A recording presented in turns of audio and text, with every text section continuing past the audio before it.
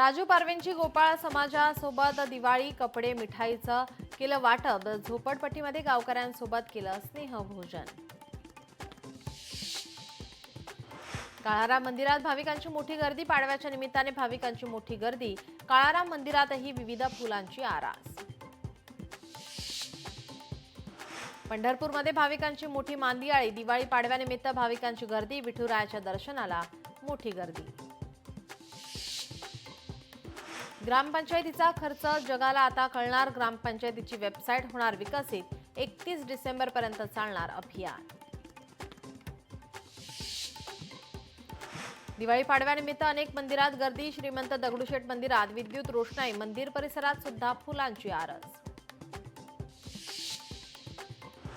पाडव्यानिमित्त उद्योजक व्यावसायिकांकडून पाडवा पूजन। उद्योग व्यवसायाचे आणि यंत्रांचे पूजन करून व्यापाऱ्यांच्या नववर्षाला सुरुवात। हळदीला 17,800 प्रति क्विंटल दर। सांगलीत हळदीचे सौदे पार पडले।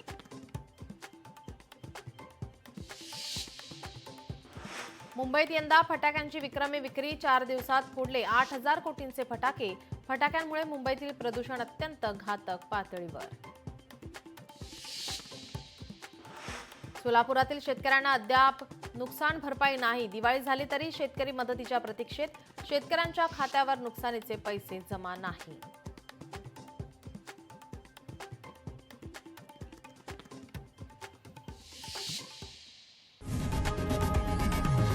लोकशाही मराठी ऐका, पहा, जागरूक रहा।